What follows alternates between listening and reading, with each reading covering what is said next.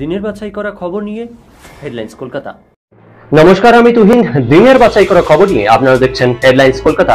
ধনীবাটের Lok Sabha speaker হিসেবে নির্বাচিত হলেন এনডিএ প্রার্থী ওম বিড়লা। এই নিয়ে দ্বিতীয়বার লোকসভা স্পিকার হলেন তিনি।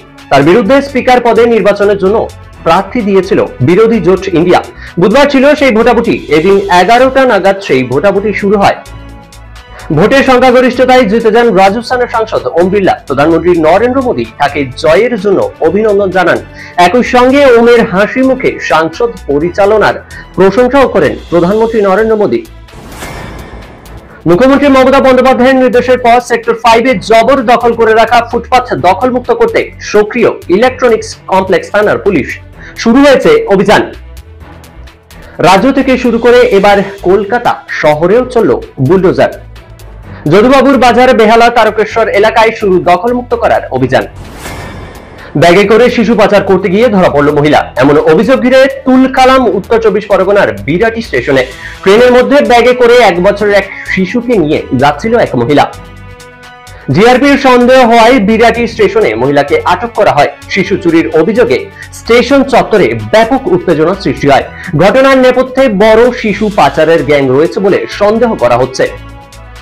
উদ্ধার হওয়া শিশুর পরিচয় জানার চেষ্টা চলছে। ঘটনার জেরে ব্যাহত ট্রেন চলাচল। তিস্তা প্রকল্প নিয়ে এর আগে চীনের তরফ থেকে প্রস্তাব দেওয়া হয়েছিল বাংলাদেশকে। সম্প্রতি ভারত সফরে এসে দিল্লি থেকে একই প্রকল্পের জন্য প্রস্তাব পান বাংলাদেশের প্রধানমন্ত্রী শেখ হাসিনা। ঢাকা ফিরে গিয়েই এই নিয়ে মুখ খুললেন শেখ হাসিনা। বাংলাদেশের প্রধানমন্ত্রী স্পষ্ট ভাষায় জানান, দুই দেশ থেকে প্রাপ্ত প্রস্তাবকেই খতিয়ে দেখা হবে। বাংলাদেশের জন্য যে প্রস্তাব বেশি ভালো হবে সরকার সেই প্রস্তাবই গ্রহণ করবেন। উপনির্বাচনে জয়ী 2 তৃণমূল বিধায়কের শপথ গ্রহণ ঘিরে ফের রাজ্যপাল সংঘাত।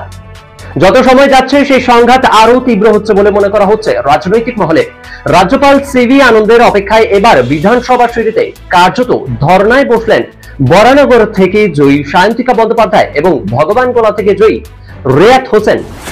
বিষ্ণুপুরের বিজেপি সাংসদ সৌমিত্র খাঁর বিরুদ্ধে গ্রেফতারি পরোয়ানা জারি করল বিধাননগরের এমপি-এমএলএ কোর্ট। 2023 সালে সোনামকি থানা এলাকায় একটি অশান্তির ঘটনা, হিংসা ছড়ানো, মারধর, শ্লীলতাহানি সহ এক ধারায় মামলা হয় সৌমিত্র খাঁর বিরুদ্ধে।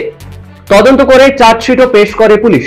আপাতত জামিনযোগ্য ধারায় গ্রেফতারি পরোয়ানা জারি করা হয়েছে। আগামী শুনানিতে সৌমিত্র না এলে জামিন অযোগ্য ধারা গ্রেফতারি পরোয়ানা জারি করা হবে বলে জানিয়েছে আদালত। দিল্লির আবগারি মামলায় এবার অরবিন্দ কেজরিওয়ালকে গ্রেফতার করলো সিবিআই। দিল্লির আদালত থেকেই তাকে নিজেদের হেফাজতে নিল কেন্দ্রীয় তদন্তকারী সংস্থা। এর আগেই এই একই মামলায় তাকে গ্রেফতার করেছিল ইডি। মঙ্গলবার দিল্লি হাইকোর্ট কেজরিওয়ালের জামিনের আবেদন খারিজ করে দেওয়ার পরেই তিহারে গিয়ে জিজ্ঞাসাবাদ করে সিবিআই এর একটি দল।